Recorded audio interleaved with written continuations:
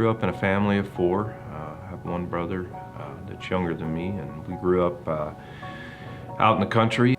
Dad always had trucks. He was always into trucks, and from the time I was little, I can remember trucks being out in our basically backyard out in the country where we lived, and he was always hauling stuff, whatever he could.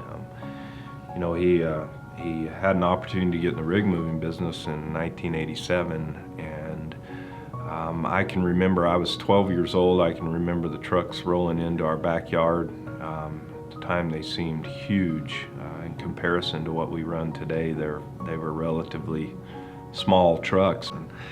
But those trucks, as they rolled in, those trucks were just, for a 12-year-old kid, they were just overwhelming. They weren't your typical over-the-road truck. They just seemed massive. And so that was the beginning of the business. It literally was in our backyard, and started with just a handful of trucks, and my brother and I spent lots of time in the front seats of those trucks as kids, pretending we were driving and moving rigs. And I left, when I left high school, my dad, he always wanted me to do something different than to be in the oil patch. And so I went and got a college degree in education, taught and coached for 8 years.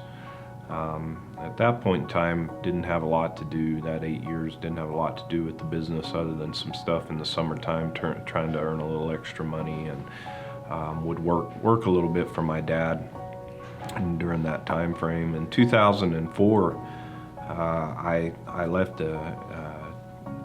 my teaching business. I went into commercial lending for a short period of time, and it was during that time my dad approached me about coming back to work for Wilbanks full time, and he was needing help in the accounting department in particular, and my background as a commercial lender, it tweaked my interest, and so that's what I decided to do. I came back full time into 2005, and began working in the accounting department, which was probably the best thing I could have done as far as learning the business, because I understood the operations, but working that back room, doing the invoicing, doing the accounts receivable, accounts payable, doing the payroll, for me was an opportunity to learn the business at a different level.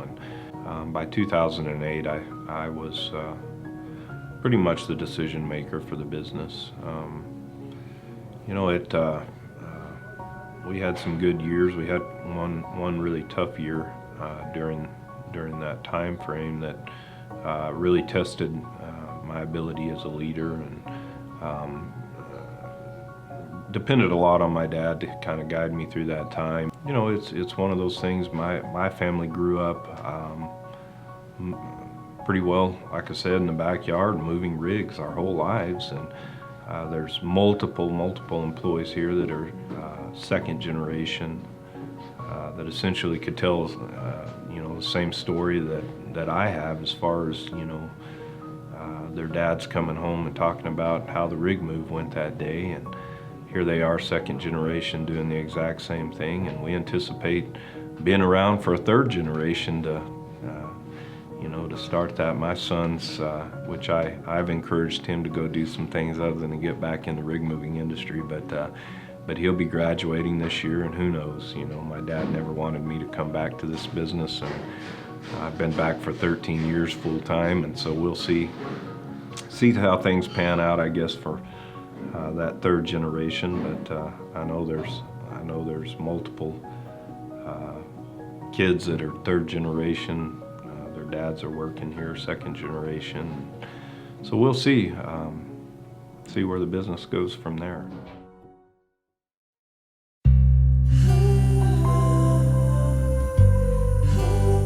At first, it seemed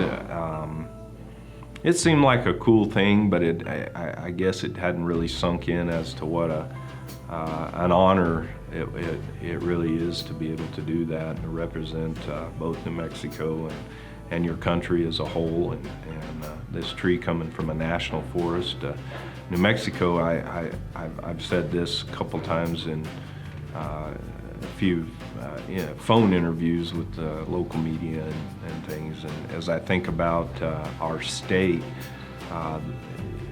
one of the things that I love so much about our state is the diversity in the geography, the landscape.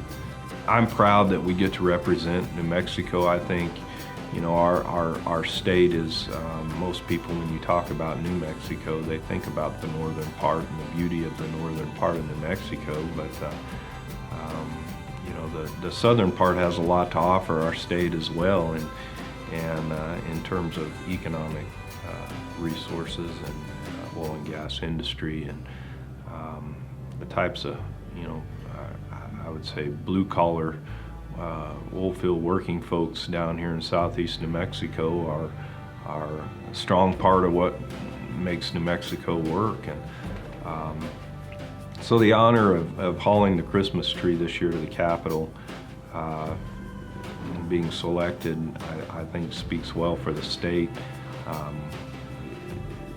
It's becoming more real to me, I guess, as we do, you know, we talk about it more and the time gets closer and the routes planned, and you know, we start to look at all the details of what how this particular event's going to unfold. And,